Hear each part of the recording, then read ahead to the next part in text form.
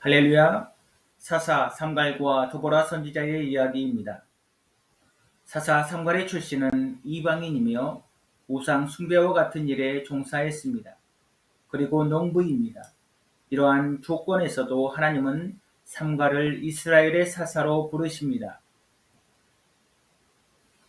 사사기 3장 31절 새 번역입니다. 에훗 다음에는 아낫의 아들 삼갈이 사사가 되었다. 그는 소를 모는 막대기만으로 블레셋 사람 600명을 쳐 죽여 이스라엘을 구하였다. 사사기에서 어떤 사사는 한 구절로 사사의 사역을 소개하는데 출신과 통치 기간이 없이 사역만을 적고 넘어갑니다. 이런 사사들을 소사사라고 구분합니다. 크고 작은 사역의 구분이 아니라 정보의 양이 턱없이 적어서 소사사라고 정한 것입니다. 그리고 정보의 양도 많고 영웅적인 일을 한 사사들을 대사사라고 합니다. 삼갈의 위치가 애매합니다. 정보의 양이 적으니 소사사이긴 한데 또 블레셋의 압제에서 이스라엘을 구원했으니 대사사라 불릴만 합니다. 삼갈의 이야기를 공부해 보겠습니다. 성경은 사사 삼갈이 에훗의 통치기간 80년 후에 등장함을 알려줍니다. 그리고 삼갈의 출신 정보가 나오는데 아낫의 아들이라고 합니다. 학자들은 삼갈이 이방 후르족 사람이라고 말합니다. 후르족이 가나안에 정착하면서 바알과 아낫을 받아들입니다. 아낫은 바알의 아내라고 소개됩니다. 분명 삼갈은 가나안 신을 섬기는 직업에 종사했을 것입니다. 그런데 그가 어떤 계기를 통해 하나님을 믿는 사람으로 개종했는지는 알 수가 없습니다. 삼갈은 가나안 신을 버리고 하나님의 백성의 삶을 선택하였습니다. 삼갈이 소 막대기를 썼다는 대목은 그가 농부로 살다가 부르심을 받았음을 알 수가 있습니다. 다윗이 골리앗을 상대할 때 사용했던 무기가 물매와 돌 5개입니다. 다윗은 맹수들과 싸우면서 물매를 사용했고 이를 통해 그는 물매를 다루는 기술을 익혔습니다. 이 경험 덕분에 다윗은 골리앗과의 싸움에서도 물맷돌을 능숙하게 사용하여 승리할 수 있었습니다. 소 막대기는 농부였던 삼갈에게 능숙한 무기였습니다.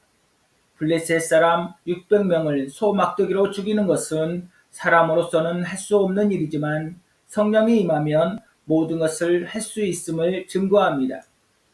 성령님은 농부였던 삼갈을 통해 이스라엘을 구원한 것입니다.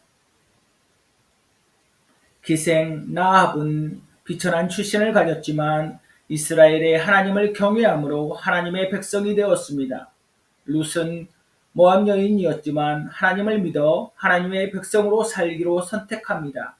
결국 이 여인들은 하나님의 구속 역사를 위해 쓰임을 받은 믿음의 여인들로 소개됩니다. 배경과 출신이 보잘것없는 농부인 삼갈이 하나님의 쓰시는 도구가 되어 이스라엘을 구원하는 사사로 나타났습니다. 사사는 결국 하나님을 나타내는 도구입니다. 사람은 할 수 없는 일이지만 하나님이 함께 하시니 능하지 못할 일이 없게 된 것입니다. 우리가 죄인이었을 때도 하나님은 우리를 사랑하셨습니다. 그리고 구원의 때에 우리를 부르셔서 복된 선물인 예수님 안에 살게 하셨습니다. 우리는 죄와 사망 아래 있는 자가 아니라 생명과 성령의 법으로 통치받는 하나님의 자녀들입니다.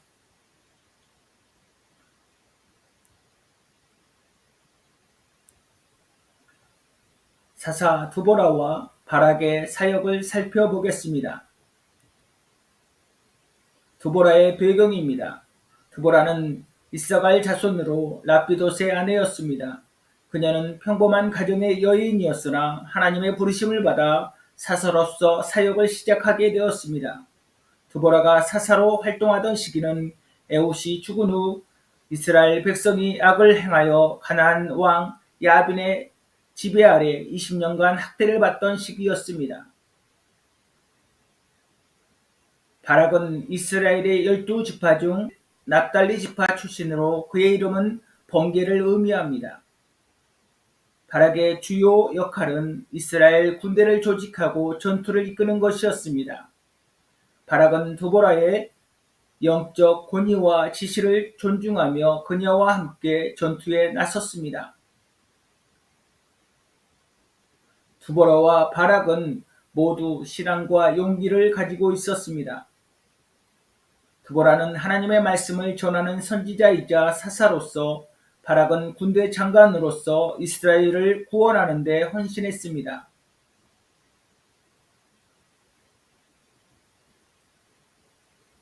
두보라와 바락의 협력 이야기를 나누겠습니다.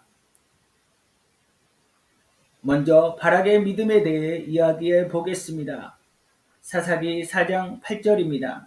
바락이 그녀에게 말하기를 당신이 나와 함께 가면 내가 가리이다. 그러나 당신이 나와 함께 가지 아니하면 나는 가지 않겠노라 하더라. 이 구절은 바락이 두보라를 믿지 못해서 두보라의 명령에 순종하지 못하는 말씀 구절이라고 생각할 수도 있습니다. 고대 사회에서 여자는 분명 대접받지 못했습니다. 그런데 가나안의 왕 야빈에게 압제당하던 당시에 이스라엘을 구원할 책임자로 두보라가 사사로 임명된 것입니다. 그리고 군대 장관 시스라를 죽인 사람도 야엘이라는 여자였습니다.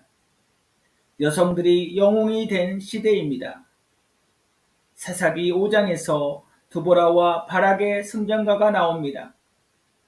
바락이 두보라를 경시하는 마음이 조금이라도 있었다면 바락은 두보라의 승전가에 동참하지 않았을 것입니다.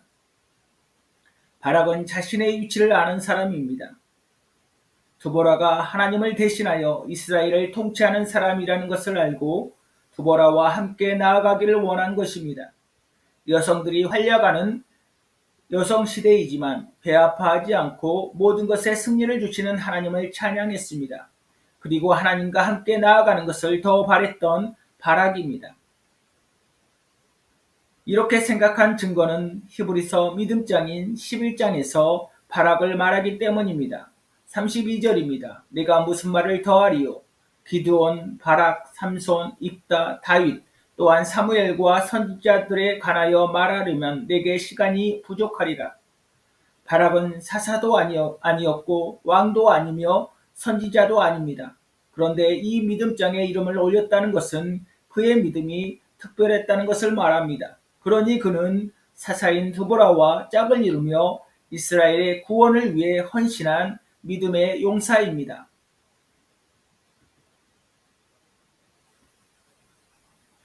두보라와 바락은 서로를 신뢰하고 협력하여 큰 성과를 이루었습니다.